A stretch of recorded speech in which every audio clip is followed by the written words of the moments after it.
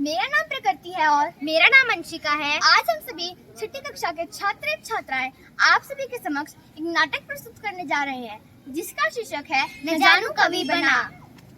यह एक बगीचा है। एक कोने में न जानू अकेला बैठा है। उसके सारे मित्र उसके पास आते हैं और कहते हैं, अरे न जानू, वहाँ क्यों बैठे हो?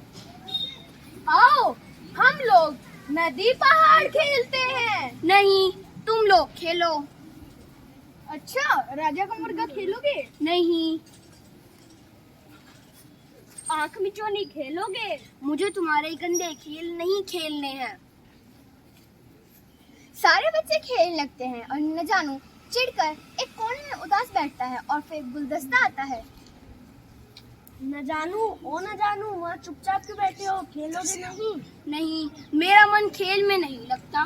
मैं एक बड़ा कलाकार बनना चाहता हूँ। कर दी। अच्छा, तो ये बात है।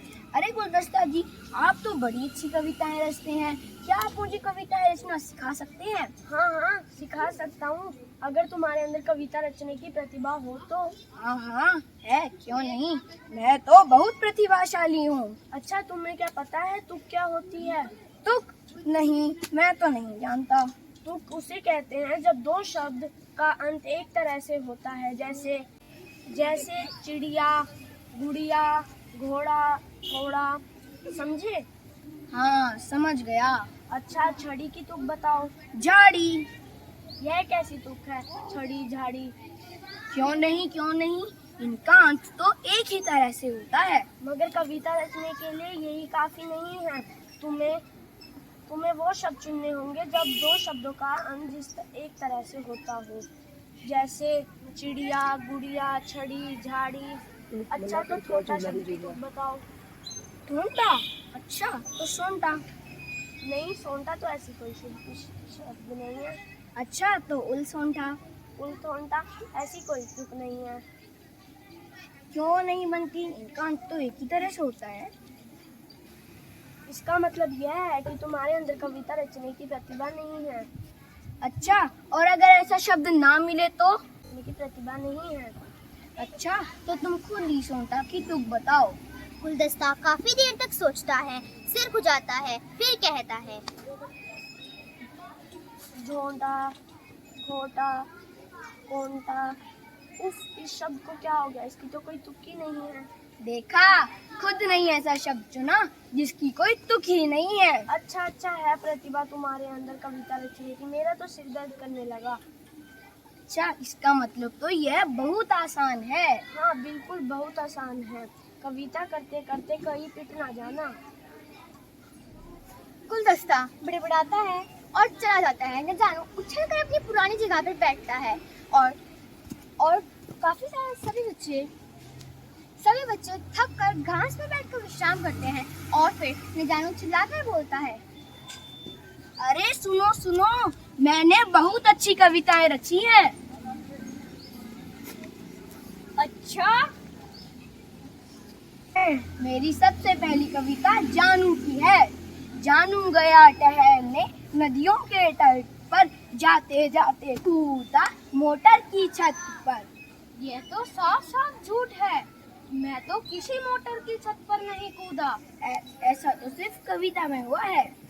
तुम तो कविता की तुक बनाने के लिए मेरी झूठी अफवाह फैला रहे हो। और क्या, मुझे सच बोलने की क्या पड़ी है? जो सच है वो तो है ही। हाँ, कविता ठीक है, तुम लोग लड़ो मत। अच्छा, और दूसरों के बारे में तुमने क्या लिखा है? मैंने जल्दबाज के बारे में भी कविता रची है। लो सुनो। जल्दबाज को भूख लगी, निकल गया जिंदा मुर्गी। मगर मैंने तो कोई मुर्गी नहीं निकली, ना जिंदा ना मरी हुई।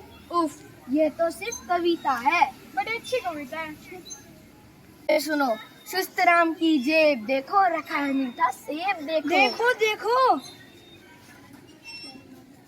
नहीं, झूठ, सफेद झूठ। मेरी जेब में कोई सेब नहीं है, लो देख लो। ऐसा तो सिर्फ कविता में हुआ है, तुक मिलाने के लिए। अपनी बकवास बंद करो। ये हमारे बारे में झूठ बका रहा है और हम चुपचाप सुन रहे हैं।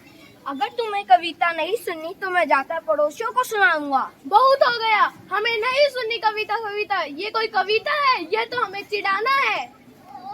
अच्छा, तुम्हारी इतनी हिम्मत, लो अभी बताता हूँ। मोटू और छोटू और बाकी सब नजारू को मारने दौड़ते हैं।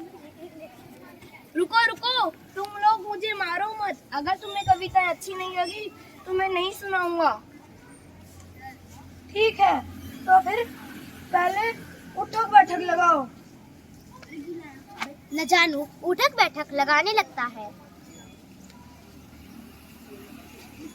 बोलो मैं अब कभी कविता नहीं पढ़ूंगा।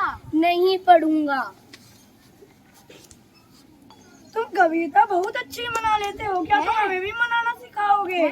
तुम्हें मेरी कविता अच्छी लगी? हाँ, क्या तुम हमें भी मनाना सिखाओगे कविताएं? क्यों नहीं, मगर उससे पहले तुम सबको उठक बैठक लगानी पड़ेगी। ठीक है, उठक बैठक लगाने हैं।